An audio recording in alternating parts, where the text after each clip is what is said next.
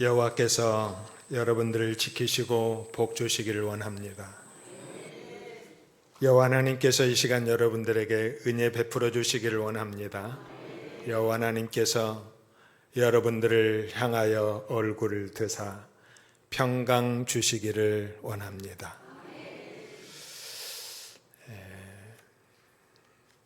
삼례제일교회 목사입니다. 저는 2000년도에 전북로의 전성교회 부목사로 전입을 해왔고요. 2003년도에 삼례제일교회에 부임해서 지금 23년 목회를 하고 있습니다. 이제 저도 은퇴 때가 가까웠고 또 교회뿐만 아니라 또 노회도 섬길 교회가 있어서 이제 새롭게 섬기게 됐는데, 우리 서준호 목사님께서 저에게 남선교회 그 설교를 부탁하셨습니다. 우리 서 목사님께서도 저희 전북로에 오신 지 꽤 오래됐는데, 제가 좀 이렇게 교회에만 있고 교회, 사택, 또 우석대학교, 선교, 또 이제 이런 데만 이제 집중하다 보니까 또 우리 목사님들과의 관계도 잘 형성되어 있지 않고 그렇습니다. 그런데 우리 서 목사님 이번에 목사 계속 교육 받으러 제주도에 가서 처음 뵀습니다. 우리 서 목사님은 목사를 안 했어도 성공하실 분이에요. 얼마나 미남이신지. 저 탤런트나 아니면 영화배우, 모델 하셔도 어디 손색이 없는 분입니다. 그런데 이렇게 대화도 나누고 이렇게 교제를 하다 보니까 이렇게 인물도 멋있지만 좀 가슴이 따뜻하신 분이더라고요. 그리고 열심히 목양일념 하시는 그러한 모습을 보고 제 후배 목사님이시지만 참 마음속으로 본받고 배울 만하고 존경할 만한 분이다라는 그런 생각을 했습니다. 오늘 잠깐 또 인사 나누면서 운주교회가 이번에 70주년 기념 예배 드리고 또 책도 발간하고 또 타임캡슐도 이제 하셨다고 하더라고요. 제가 저희도 앞으로 좀 그거 준비하려고 제가 사진도 좀 찍었습니다. 오늘은 우리 운주교회 남선교회 헌신예배죠. 우리 남선교회 회장님 한번 손 들어보세요. 제가 하나 질문해도 될까요? 남선교회가 설립한 목적이 무엇입니까?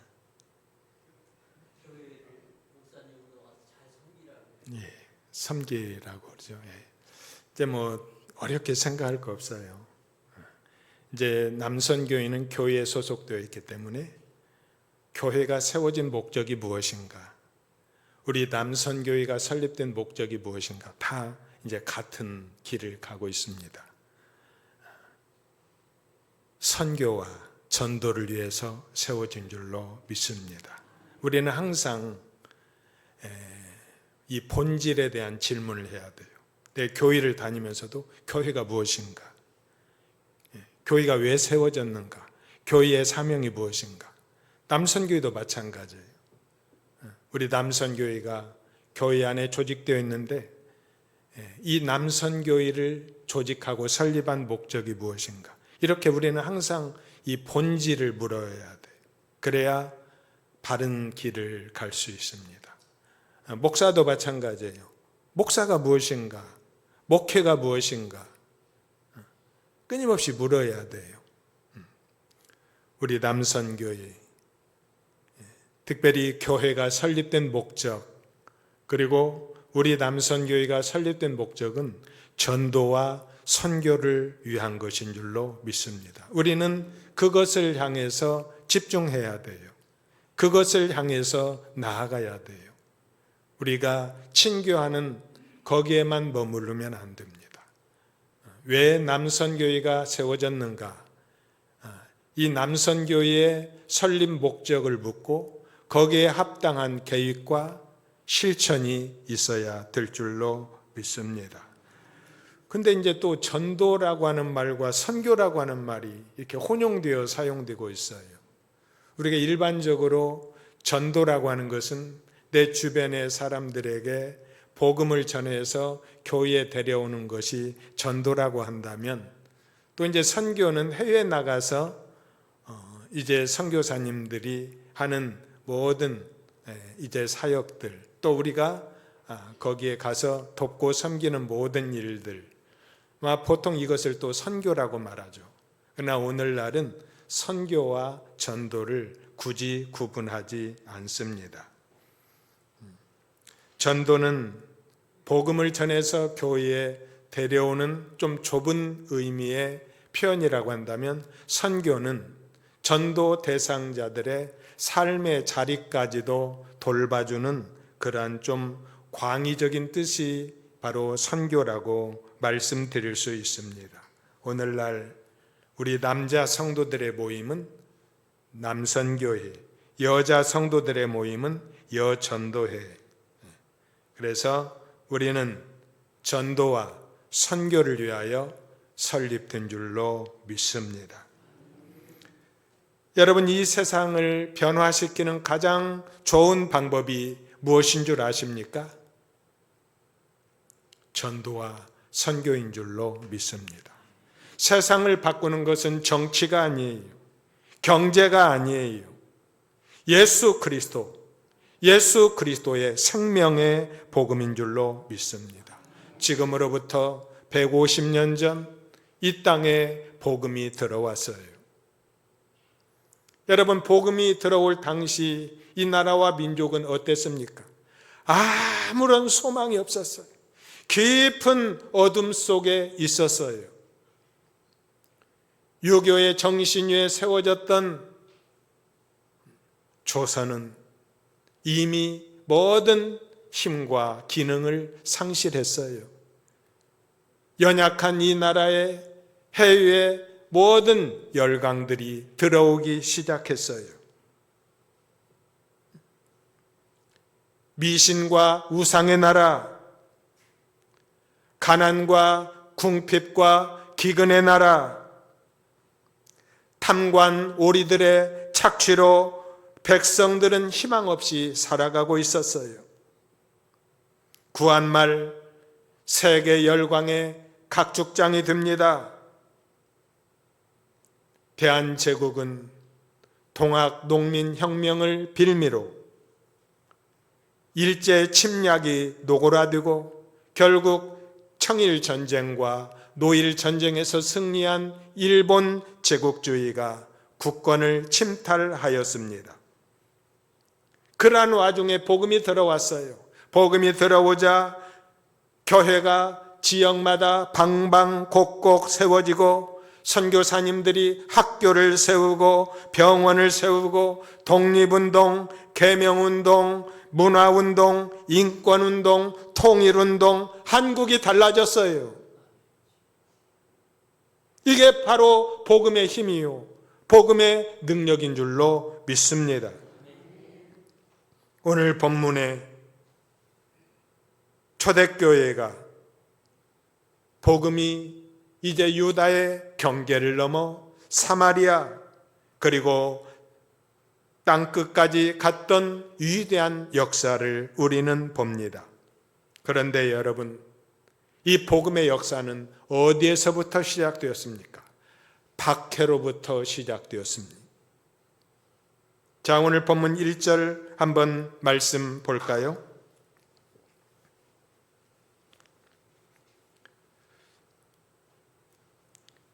그날에 예루살렘에 있는 교회에 큰 박해가 있어 사도 외에는 다 유다와 사마리아 모든 땅으로 흩어지니라. 여러분 보세요. 이 사도행전 8장 이전의 7장에 스데반 집사님의 순교 이야기가 나옵니다. 그는 논리 정연한 언어로 예수 그리스도의 복음을 전파했어요. 그리고 믿음의 고백과 함께 예수님처럼 장렬하게 순교합니다. 그리고 박해는 거기에서 끝나는 줄 알았어요. 그러나 그것이 아니었습니다. 이 스데반의 순교를 계기로 본격적인 박해가 시작됩니다. 그렇습니다. 전도와 선교의 배후에는 반드시 박해와 고난이 있었다는 것입니다. 전도와 선교는 반드시 고난의 대가를 지불하고 일어나게 되는 것입니다.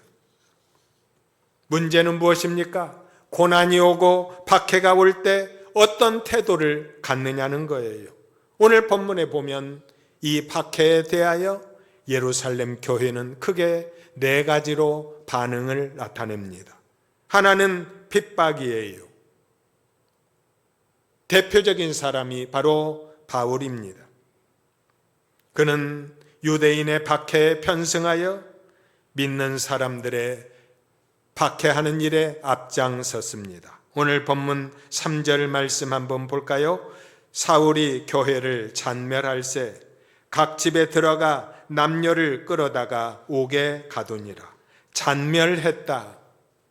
이 말의 원어의 뜻을 보면 포도원에 뛰어든 멧돼지가 포도원을 짓밟아 온통 쑥대밭을 만드는 모양, 이것을 가리켜 잔멸이라고 합니다. 바울이 바로 그렇게 한 거예요. 두 번째로는 스데반을 장사한 사람들입니다. 오늘 본문 2절에 보니까 경건한 사람들이 스데반을 장사하고 위하여 크게 울더라. 두 번째 사람들은 스데반의 순교에 대하여 슬퍼하며 운 사람들입니다. 여기에서 울었다라고 하는 말은 그냥 잠시 눈물을 흘린 정도를 말하는 것이 아니에요. 가슴을 치며 애통하며 통곡했다는 뜻입니다. 우리는 그들을 가리켜 경건한 사람이라고 말합니다. 세 번째 사람들은 사도들이에요. 사도들은 예루살렘 교회가 박해의 광풍이 몰아칠 때 교회를 끝까지 지킨 사람들입니다. 오늘 본문 1절을 다시 보면 사도 외에는 다 흩어졌다고 말씀하고 있어요. 여러분, 이것이 바로 지도자예요. 지도자는, 사도들은 고난당하는 교회를 그냥 두고 갈 수 없어 교회를 지켰습니다. 여러분, 6.25가 되고 수많은 그리스도인들이 북한에서 남한으로 월남했습니다. 그러나 어떤 목사님들, 어떤 장로님들은 교회를 끝까지 지켰어요.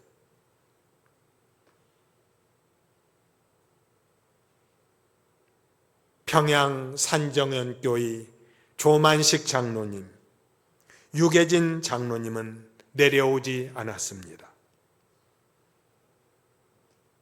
왜? 교회를 지키기 위해서. 손영한 목사님은 성도들이 배를 구해다가 그렇게 탈출하라고 권면했지만 거절하고 예양원 교회를 지키다가 순교하였습니다. 교회를 지키다 순교한 사람들, 우리는 그들을 가리켜 충성스러운 종이라고 말합니다. 그런데 우리가 주목해야 할 4번째 종류의 사람들이 있어요. 바로 그들은 흩어진 자들입니다. 자, 오늘 본문 1절을 다시 한번 볼까요? 그날에 예루살렘에 있는 교회가 박해가 있어 사도 외에 다 유다와 사마리아와 모든 땅으로 흩어지니라. 흩어졌다고 하는 말이 오늘 본문 1절 그리고 4절에 나오고, 또 안디옥 교회가 탄생한 배경인 사도행전 11장 19절에도 그 흩어졌다는 말이 나와요. 흩어졌다고 하는 말은 박해로 인하여 사람들이 사방으로 퍼진 것을 말합니다. 그것은 복음의 생명의 씨를 가진 성도들이 이 씨를 세상에 퍼뜨리기 위하여 퍼졌다는 거예요. 단순히 무서워서 현장을 피한 것이 아닙니다. 목적이 있었습니다. 씨를 뿌리러 떠난 것입니다. 몸만 떠난 것이 아닙니다. 무엇인가를 품고 갔으니 그것이 바로 복음의 씨였습니다. 다시 말하면 예루살렘 교회에 박해가 가해져서 성도들이 흩어지게 되었다는 말이고, 4절 말씀처럼 그 흩어졌던 사람들이 두루 다니며 복음을 전했다고 말씀합니다. 우리는 흩어진 사람을 가리켜 디아스포라라고 말합니다. 그들은 디아스포라가 되어 복음의 씨를 뿌렸어요. 사랑하는 우리 남선교회 회원 여러분, 교우 여러분, 핍박과 박해를 당해서 흩어진 이 디아스포라 성도들이 두루 다니며 복음을 전했다고 하는 것은 그들이 비록 박해를 당했음에도 불구하고 예수 그리스도 복음에 대한 확신과 믿음을 가지고 있었다는 것을 말해줍니다. 그리고 그들이 흩어졌던 방향은 어디였습니까? 그것은 바로 우리 예수님의 마지막 유언의 말씀, 그 말씀과 같은 길을 걸어가고 있습니다. 사도행전 1장 8절입니다. 오직 성령이 너희에게 임하시면 너희가 권능을 받고 예루살렘과 온 유다와 사마리아와 땅끝까지 이르러 내 증인이 되리라 하시니라. 예수님의 마지막 유언과 예루살렘 교인들의 흩어졌던 방향이 정확하게 일치합니다. 그러므로 그들의 흩어짐은 하나님의 뜻과 섭리가 있었다는 뜻입니다. 여러분, 교회는 보이는 교회가 있고 보이지 않는 교회가 있습니다. 흩어지는 교회가 있고 모이는 교회가 있습니다. 교회는 건물이 아닙니다. 주님을 모시고 살아가는 여러분들 한 사람 한 사람 한 분 한 분이 다 교회입니다. 그러면 제가 묻습니다. 왜 교회에 모입니까? 우리는 모이기 위해서 모이는 것이 아니에요. 잘 흩어지기 위해서 모이는 것입니다. 왜 모입니까? 예배를 드리기 위해서입니다. 그러나 그것으로 끝나면 안 됩니다. 흩어지는 교회가 되어서 여러분들이 각자 여러분들의 삶의 현장에서 예배의 삶을 살아가야 하는 것입니다. 우리는 모여서 말씀을 배웁니다. 성경 공부를 합니다. 그리고 흩어져서 배운 대로 그 성경 말씀대로 살아가야 합니다. 우리는 모여서 한 영혼을 가슴에 품고 기도합니다. 그리고 우리는 흩어져서 이 복음을 전해야 합니다. 우리는 모여서 성도들끼리 아름다운 교제를 나눕니다. 그리고 하나된 힘으로 흩어져 영혼 구원을 실천해야 합니다. 모여서 기도하고 예배하고 그리고 흩어져서 예배의 삶, 빛과 소금의 삶을 실천해야 합니다. 그래서 우리는 그동안 모이는 교회만 강조했어요. 이제 우리가 강조해야 할 부분은 흩어지는 교회예요. 우리는 잘 흩어지기 위해서 모이는 것입니다. 우리 한번 따라서겠습니다. 잘 모입시다. 그리고 잘 흩어집시다. 이제 저희 교회 이야기를 좀 잠깐 하겠습니다. 저희 교회는 올해로 창립 124주년 되었습니다. 1903년 3월 5일 올리버 루터 맥쿠첸이라고 하는 미국의 선교사가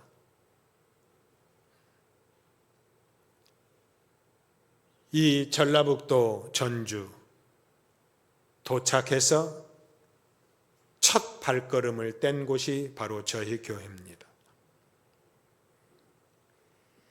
제가 부임하고 보니까 저희 교회에 초대교회 문서들이 많이 있었습니다. 이것을 어떻게 발굴하고 어떻게 우리 교우들에게 홍보할 수 있을까? 지금으로부터 한 2012년부터 제가 번역 작업에 착수를 했습니다. 그런데 뭔 번역을 할까 이렇게 생각할 수 있는데요. 초대교회 당시 구한말에 쓴 문서들은 국한문 혼용체입니다. 그리고 한글로 쓴 부분도 언문으로 써가지고 우리가 잘 해석이 아닙니다. 전문가들이 해석을 해야 돼요. 그래서 2023년도에는 우리 총회에서 이제 기독교 문화 유산으로 이제 지정을 받았습니다. 그런데 제가 이제 저희 교회 문서를 공부하고 연구하면서 우리 한국교회 초대교회의 특징이기도 하지만 저희 교회만의 초대교회의 특징을 발견했어요. 첫 번째가 기독교 교육기관을 설립하여 기독교 지도자를 양성한 교회였습니다. 그리고 두 번째는 나라와 민족을 사랑하는 교회였어요. 저희 교회에 영신학교라고 하는 이 학교, 사립학교가 있었는데 그 영신학교를 중심으로 광주 독립 학생 만세 사건 이후에 수많은 이제 만세 사건을 주도했습니다. 그리고 세 번째로는 흩어지는 교회라고 하는 그 특징을 발견했어요. 오늘 본문의 말씀의 제목이에요. 저희 교회는 흩어지는 교회였어요.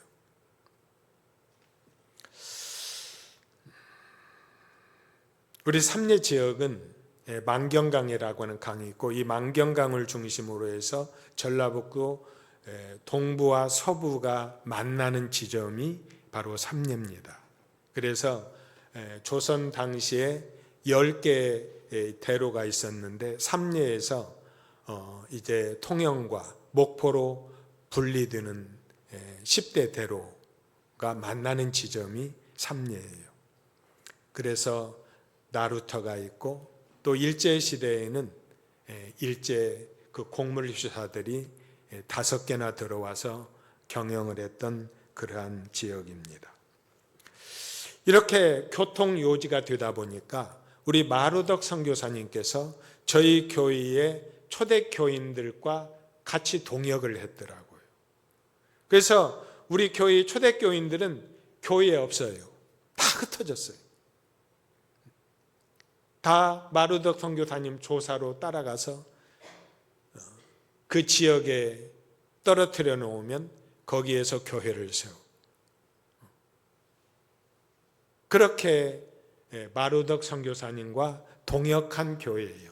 그냥 마루덕 선교사님이 한 60여 개의 교회를 세웠는데 그 세운 여러 교회 가운데 한 교회가 아니에요.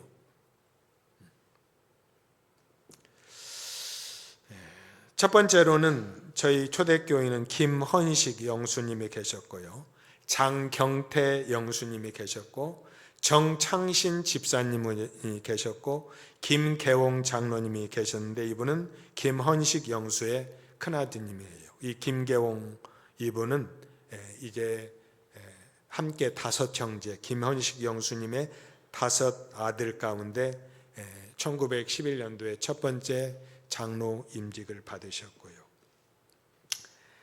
먼저 장경태 영수님은 마루덕 선교사의 조사로 부름받아서 1908년 4월 달에 진안에 있는 세동교회, 진안, 전주하고 진안 중간 딱 그 교통요지에 있어요. 세동교회 그리고 연장리 교회를 설립하고 거기에서 조사로 목회자로 근무했습니다. 지금 현재 우리 장경태 영수님의 후손들은 한 반절은 미국에 살고 반절은 한국에 살아요. 그 후손들이 미국에 한 90명이 있는데 매년 모임을 갖고요. 이분은 원래 여산 출신이에요. 거기서 복음을 받아들이고 이제 예수를 믿고 세례까지 받았어요. 그런데 그 집안에서 쫓겨났어요. 예수 믿는 장손인데 쫓겨났어요. 그냥 그 주변에서 살다가 그 부모님이 그 집을 불을 태워버렸어요. 그러니까 호적에서 완전히 지워버린 거예요. 그래서 흘러 들어온 것이 삽리예요. 이렇게 이분은 마지막을 진안 지역에 가서 교회를 세우고 마르독 선교사의 조사로 사명을 감당했습니다. 지금도 그 후손들이 살고 있고요. 그 후손들 가운데 목사님 계시고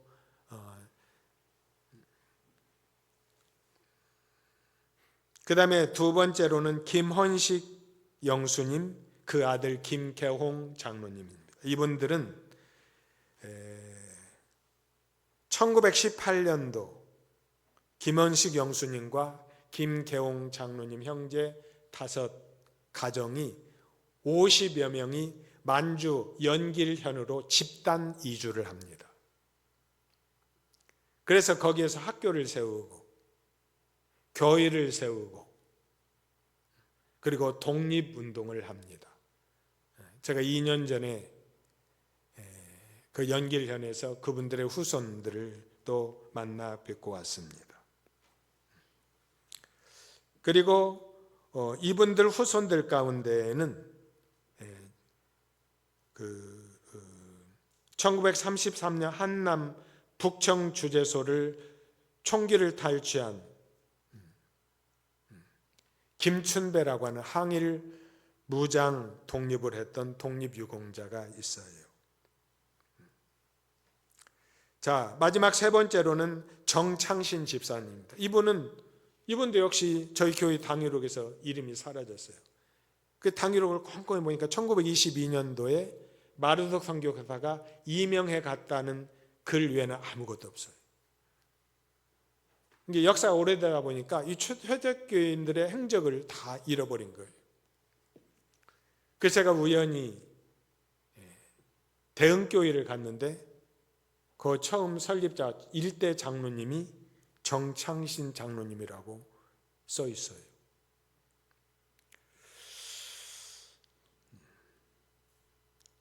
그래서 또 제가 원암교회를 또 우연히 교회 갔는데 거기에는 3대 장로님이 정창신 장로님이라고 쓰여 있어요.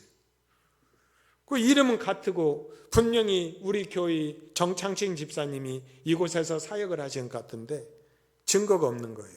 심증만 있지 물증이 없어요. 그래서 이분들의 후손들을 만나서 세적 원본을 한번 띄워보십시오 했더니 이분이 저희 교회 출신인 것이 나타났어요. 그래서 이분들 후손들을 추적했습니다. 그래서 저희 교회 120년 그 책에 이분들의 모든 사역을 제가 우연히 1940년도 전북노회가 총회에 올린 문서를 제가 보았는데 거기에 보니까 9개 교회를 소양면 그 다음에 동상면 일대 9개 교회를 순위 예배를 드려줬어요. 보니까 대흥리, 단지동, 학동, 양전, 원암, 신촌, 율치는 아마 지금 율속교회 많아요. 유봉, 용현교회는 현재 소양교회입니다. 그러니까 평신도들이 그 지역에 흩어져서 수많은 교회들을 돌보고 섬겼어요. 이게 바로 저희 교회의 초대교회 평신도들의 사역입니다.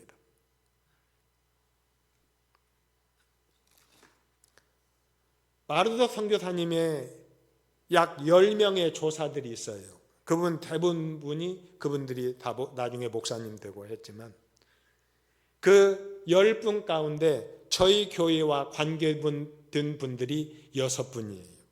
그러니까 저희 교회가 이 초대교회 당시 그 전라북도 동북부 지역에서 어떻게 흩어져서 복음의 사명을 감당했는가를 짐작할 수 있어요.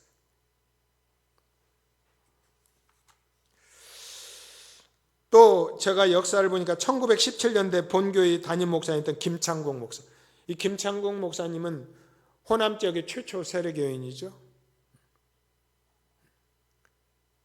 마르도사 선교사의 조사로 있다가 저희 교회 담임 목사 1917년도에 제주도 선교사로 파송됩니다.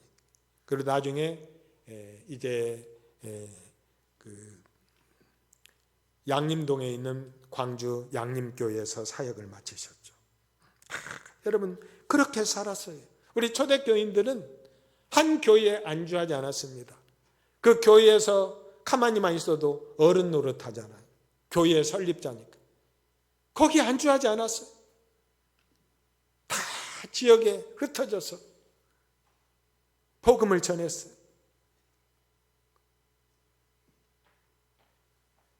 그런데 여러분, 이 땅에 영원한 디아스포라의 삶을 사셨던 예수님, 그 예수님의 발자취를 따라 예수 그리스도의 복음을 들고 세상을 향하여 흩어지는 디아스포라가 되어야 합니다. 디아스포라의 삶이 바로 그리스도인의 참 모습이어야 합니다.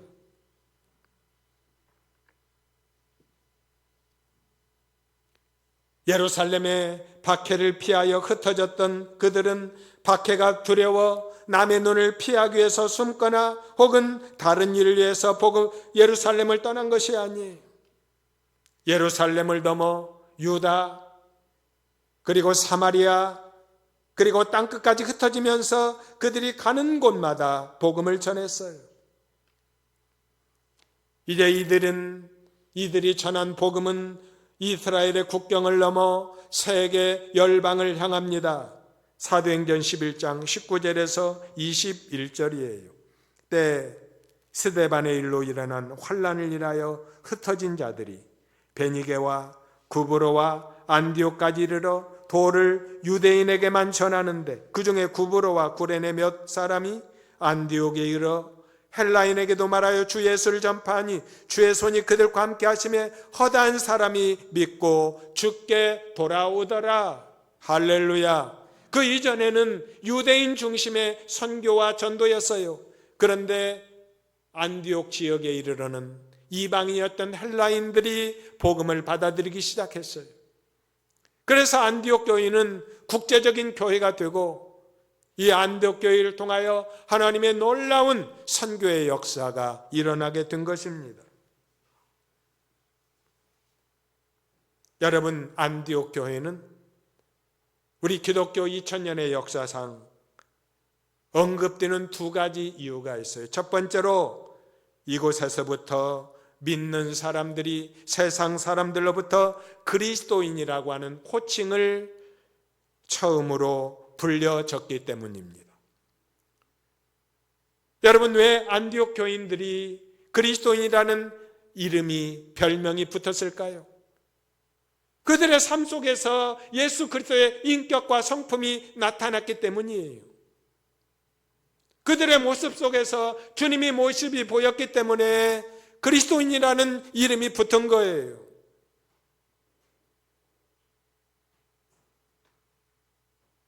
그리스도의 냄새가 나고 그리스도의 향기가 풍기는 사람을 가리켜 우리는 그리스도인이라고 말합니다. 여러분, 불신자들은 예수님이 누군지 몰라요. 다만 우리 믿는 사람들의 인격과 성품과 말과 행동을 보고 예수님이 어떤 분인가를 알게 됩니다. 그리고 두 번째로 이 안디옥 교회는 사도 바울을 비롯한 선교사를 파송해서 세계의 역사가 바뀌었기 때문입니다. 그런데 이렇게 중요한 안디옥 교회가 어떻게 설립되었습니까? 스데반의 박해로 흩어졌던 이 그리스도인들에 의하여 설립된 것입니다.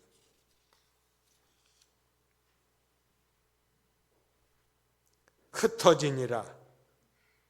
원문에는 수동태예요. 흩어짐을 당했다는 거예요. 다시 말하면 하나님께서 박해라는 도구를 통하여 의도적으로 흩으셨다는 뜻이에요. 중요한 것은 흩어진 사람들이 자신을 흩어지게 하시는 하나님의 뜻에 순종했다는 거예요. 그러므로 참된 그리스도인은 흩어지는 사람들입니다. 디아스포라입니다. 우리 예수님이 디아스포라의 삶을 사셨고 성육신의 사건이 바로 예수님의 디아스포라의 모습입니다. 하늘 보좌를 버리고 이 땅에 오신 것, 자신을 이 땅에 흩어뿌리시는 하나님의 뜻에 끝까지 순종하셨습니다. 가장 높은 곳에서 가장 낮은 곳으로 임하신 디아스포라, 그분이 바로 예수님입니다. 그렇다면 예수님을 주로 고백하고 그 발자취를 따르는 예수의 증인되기를 원하는 저와 여러분들의 삶, 우리 남선교인들의 삶의 본질은 무엇일까요? 현실에 안주하는 자가 아니라 흩어지는 디아스포라가 되는 거예요.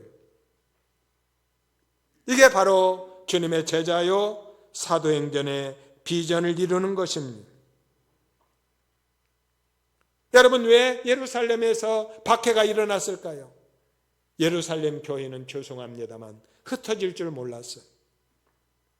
아마 그들의 마음속에는 예수님이 당대에 오시리라는 재림하시라는 그런 아마 생각 때문에 흩어지지 못했을 거예요. 그런데 우리 하나님께서 스데반 집사의 순교를 통하여 흩어버리셨어요.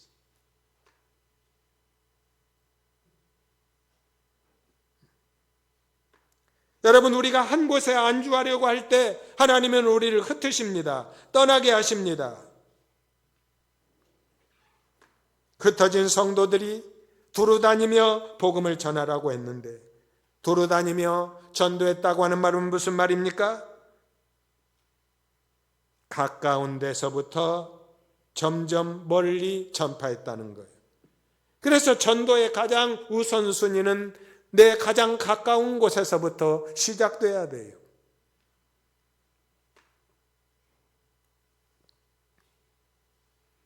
여러분, 교회 성경학자인 엘버트 타운츠 박사가 교회에 나오는 사람들이 어떤 경로를 통해서 교회에 나오는지를 조사했더니 전체 교인 중에 86%가 가족, 친지, 친구를 통해서 나온 사람들이 대부분이었어요.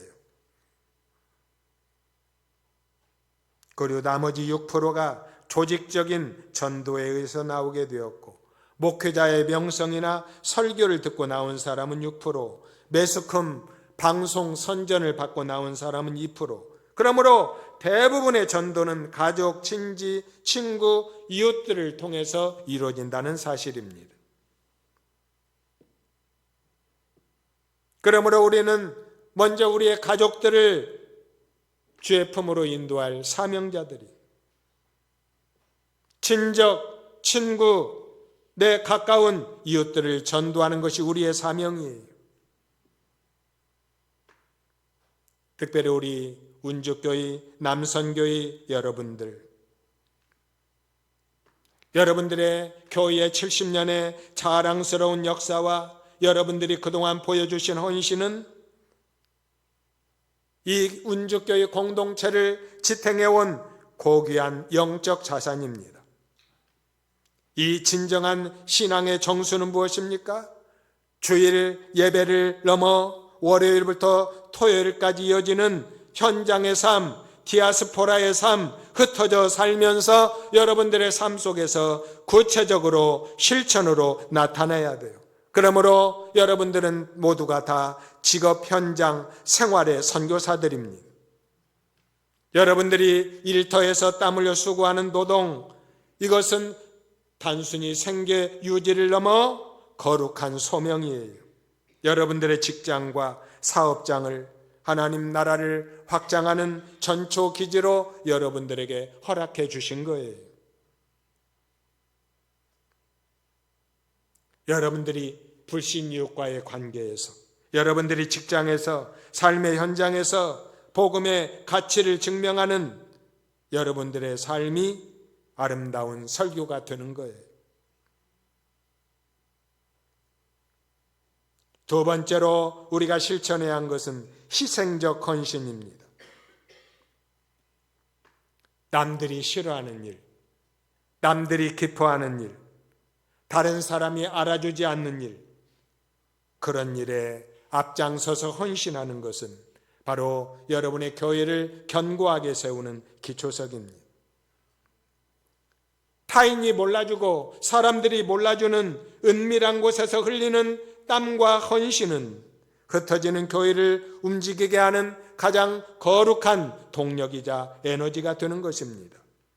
세 번째로 여러분들이 지역사회에서 영적 지도력을 발휘하십시오. 영적 지도력을 다른 말로 표현하면 선한 영향력입니다. 이 운주 지역사회에서 여러분이 쌓아온 신뢰와 인격은 사마리아 성의 복음을 전했던 빌립 집사의 사역과 그 맥을 같이 합니다. 우리 남선교회가 그리스도의 사랑을 이웃에게 구체적으로 손길을 나눌 때 우리가 발을 딛고선 이 운주, 이 땅 전체가 영적인 어둠을 벗고 복음의 기쁨을 회복하는 놀라운 변화를 나타나게 될 것입니다. 여러분, 초대교회의 최초의 순교자가 누굽니까? 스데반 집사예요. 또 열심히 복음을 전했다는 사람이 누굽니까? 빌립 집사예요. 사마리아에 놀라운 역사가 일어났어요. 오늘 본문 7절 말씀 한번 볼까요? 많은 사람에게 붙었던 더러운 귀신들이 크게 소리 지르며 나가고 또 많은 중풍병자와 못 걷는 사람이 나으니. 그때 당시 약으로 치료 불가능했던 질병들이 쭉 열거되면서 하나님의 큰 능력을 증거하고 있어요. 이렇게 초대교회 성도들은 불가능을 정복한 승리자였어요. 하나님이 함께 하시기에 그 누구도 만만하게 볼 수 없는 자, 하나님이 함께 하시기에 넘어져도 다시 일어서는 자, 하나님이 함께 하시기에 결코 실패하거나 패배할 수 없는 자, 평신도 빌립 집사, 그분이 바로 여러분인 줄로 믿습니다. 오늘 본문에 사마리아 성에 예수를 믿고 난 다음에 큰 기쁨이 임했다고 말씀하고 있어요. 8절입니다. 그 성에 큰 기쁨이 있더라. 여러분, 복음의 특징은 무엇입니까? 복음을 만나는 사람마다, 복음이 전해지는 집안마다, 민족마다, 사회마다 반드시 큰 기쁨이 있어요. 복음은 헬라어로 유앙겔론이라고 말합니다. 유앙겔론이라고 하는 말은 전쟁의 승전벌을 알리는 말이 바로 유앙겔리온이에요. 자, 남자들이 다 전쟁터에 나갔어요. 이제 성 안에는 여자들, 어린아이들, 또 나이든 노인들, 그들은 성문을 굳게 잠그고 이제나 저제나 승전보만 기다립니다. 이 전쟁에 승리해야 내 남편을, 내 아버지를 다시 만날 수 있어요. 내 형제를 만날 수 있어요. 그런데 만약에 전쟁에서 지면 어떻게 됩니까? 이제 성은 불탈 것이고 성 안에 있던 모든 어린아이, 여자, 노인 할 것 없이 다 포로로 끌려갈 거예요. 행복은 끝나고 비참한 비극이 시작될 것입니다. 그런데 성로에서 보니까 저기에서 전령이 말을 타고 달려오고 있어요. 이때 성로에서 외칩니다. 전령이 나타났다. 사람들의 가슴은 점점 조여옵니다. 뽀얀 먼지를 일으키고 달려오는 그 전령의 입에 손을 모으고 이렇게 외칩니다. 뭐라고 외칩니까? 우리가 이겼다. 우리가 승리했다. 얼마나 복된 소식이겠어요. 성중의 사람들이 얼마나 이 전령의 승리의 소식을 기다렸겠어요. 그리고 그들의 소식을 전해준 그 전령의 발걸음이 얼마나 고맙겠어요. 이사야 52장 7절입니다. 좋은 소식을 전하며 평화를 공포하며 복된 소식을 가져오며 구원을 공포하며 시온을 향하여 이르기를 내 하나님이 통치하신다 하는 자의 산을 넘는 발이 어찌 그리 아름다운가. 산을 넘는 발이 어찌 그리 아름다운가. 복음을 전하면 이렇게 기뻐하고 반가워하여 좋아한다는 거예요. 왜? 복음은 우리에게 기쁨을 줍니다. 복음이 떨어진 곳에는 반드시 기쁨의 열매가 맺습니다. 여러분, 사마리아 성은 귀신의 성, 우상숭배의 성, 음란하고 타락한 성이에요. 유대인들은 사마리아 성 옆조차 지나가지 않았습니다. 그러나 전도자 빌립 집사를 통하여 예수 그리스도의 복음이 전해지면서 그 사마리아 성이 기쁨이 넘치는 성으로 바꿔지고 말았습니다. 여러분, 모이는 교회로 만족하지 않고 여러분들의 삶의 현장에서 흩어져 예배의 삶을 살아가십시오. 여러분의 직장으로, 사업터로, 가정으로, 내 이웃에게, 내가 사랑하는 가족과 친지에게 큰 기쁨의 소식을 전하는 여러분들이 되시기를 주님의 이름으로 기원합니다. 이제 우리 남선교인들은 다시 한번 이 흩어지는 교회를 통하여서 다짐합시다. 먼저 우리 남선교연들은 내 가정의 영적인 제사장이 돼요.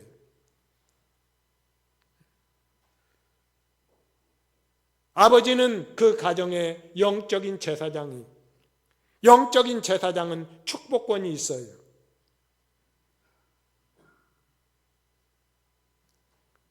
내 가족들을 축복하십시오. 내 자녀들과 손자녀들을 축복하십시오. 아름다운 영적인 가장이 되어서 여러분들이 이 가정의 아름다운 기둥이 되어야 합니다.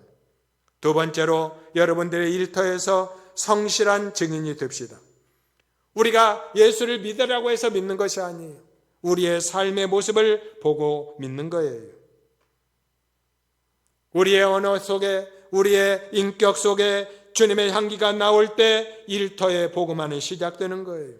세 번째로 우리 남선교회 회원들은 교회의 든든한 허리가 됩시다. 어린 영혼들을 가르치는 청년들과 교사 선생님들 격려하고 주일학교를 적극적으로 지원하고 담임 목사님의 그 목회 비전과 꿈을 함께 공유하며 아름다운 동역자가 되십시오.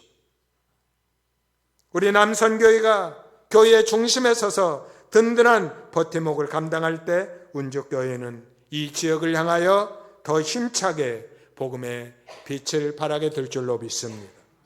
기도하겠습니다.